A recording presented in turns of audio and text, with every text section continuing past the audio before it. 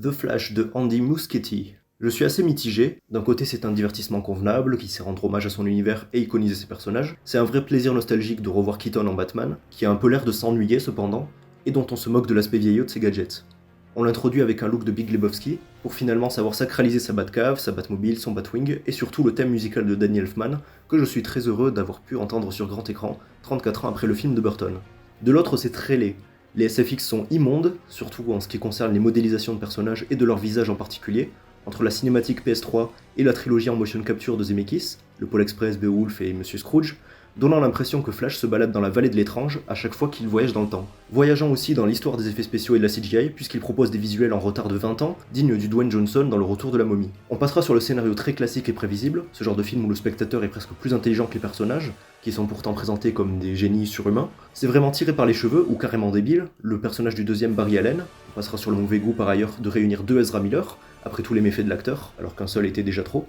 qui est absolument insupportable, et le premier le fait même remarquer, représentant presque le spectateur, demandant à ce type de divertissement de la fermer à chaque fois qu'ils essayent de faire de l'humour. Et c'est aussi un gros problème, l'humour. Il y en a tout le temps, et ça en fait un énième blockbuster cynique qui se moque de ce qu'il fait, et a du mal à y croire en désamorçant chaque scène qui aurait pu être iconique, comme par exemple la scène de l'apparition du titre, qui s'arrête pour une scène comique inutile, mais s'auto-sabote elle-même, comme une forme de représentation cinématographique d'Anthropophagus, le film de 1980 de Joe D'Amato, dans lequel un cannibale finit par se dévorer lui-même. Le film devient une forme d'auto-cannibalisme du genre super-héroïque, on parle souvent de la fin du genre en se demandant quand elle arrivera, comme la fin du péplum et du western fut un temps, et le film a l'air d'en représenter la fin. Un film qui ne croit même plus au genre qu'il aborde, comme un magicien qui se moquerait des spectateurs parce qu'il croit en la magie, en leur rappelant que c'est factice, parce qu'il n'a pas confiance en lui, et j'en ai marre de voir qu'Hollywood, en particulier Warner Bros ces dernières années, qui, entre Space Jam 2, Matrix 4 et ce film, me donne l'impression de faire des films qui détestent le cinéma et ses amateurs, se croyant subversifs à coups de thèses postmodernistes, abusives, ou même les gens qui font des films n'aiment pas les films. C'est aux critiques de faire des thèses, pas aux films eux-mêmes. Ce n'est pas parce qu'un réalisateur pense avoir compris le cinéma qu'il doit dire des évidences en se croyant subversif, à l'image d'un Ryan Johnson et son approche de Star Wars, comme du genre du whodunit. The Flash est l'anti-Spider-Verse, qui utilisait le biais du multivers pour critiquer les tropes super-héroïques, parlant du multivers comme un canon dont Miles voulait fuir pour proposer une œuvre plus diversifiée. Muschietti propose une autre vision de la chose, un énième dilemme du tramway où le choix est celui de mère multivers, nous demandant de faire notre deuil en nous affirmant que nos douleurs nous construisent, devenant finalement lui-même un trope vu et revu depuis les débuts du genre, où contrairement à Miles, il n'essaye pas de sauver tout le monde, sa mère et le multivers, et décide de laisser mourir sa mère, mais de libérer son père, au profit du canon, proposant une vision plus classique de l'héroïsme et de l'idée de sacrifice, là où Spider-Verse avait pour idée de faire de son mieux pour sauver tout le monde, même si on verra dans la suite, et d'aller à l'encontre du canon. Pour le coup, ici j'aime l'idée des enjeux, le fait de montrer une timeline où tous les seuls héros présents y meurent et perdent, Flash, Supergirl comme le Batman de Keaton, plusieurs fois, donc c'est bien de le tuer et de nous dire qu'on ne peut plus le ramener pour passer à autre chose et ne plus être nostalgique, parce qu'encore une fois nos blessures nous forment comme le personnage le dit lui-même, pour ensuite enchaîner sur l'entrechoquement de toutes les dimensions regroupant différentes couches de fanservice ultra putassières que même No Way Home n'avait pas osé, et surtout raté, pour le peu qu'il avait fait,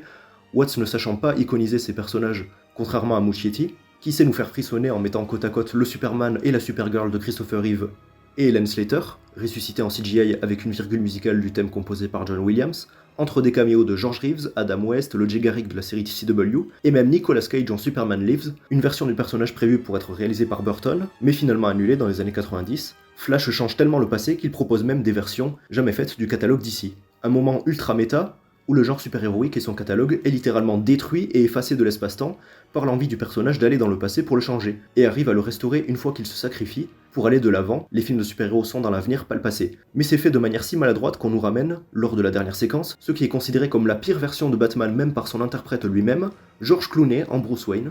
la version conspuée de Batman et Robin de Schumacher, avant d'enchaîner sur Aquaman bourré tombant dans sa pisse. Et pour moi, ce n'est pas une manière de nous dire qu'il y a aussi de la nostalgie pour des films nuls, et c'est débile d'en avoir, qu'on idéalise une époque qu'on détestait pourtant sur le moment, mais une manière de dire que le futur du genre, c'est ça, le multivers du catalogue s'entrechoquant dans un joyeux bordel, en ramenant des acteurs détestés à l'époque pour se moquer d'eux, devenant encore plus cynique qu'il aurait pu l'être. On aurait pu ramener Christian Bale ou Robert Pattinson, mais non, on a ramené Clooney, et pour moi ce n'est pas un choix anodin. Val Kilmer, ayant un cancer, il ne pouvait pas revenir, même s'ils l'ont fait dans la suite de Top Gun, en intégrant sa maladie à la narration, mais de toute façon sa version était tout autant détestée. Et ça m'attriste vraiment de me dire que ce film est censé rebooter l'univers, pour lancer le DCU de James Gunn, pour tuer le DCEU de Zack Snyder, qui avait déjà trop de défauts, en nous le teasant d'avance comme étant une grosse blague. Vraiment l'impression d'avoir vu un film montrer Eric Stoltz jouer Marty McFly pour se moquer tendrement de lui.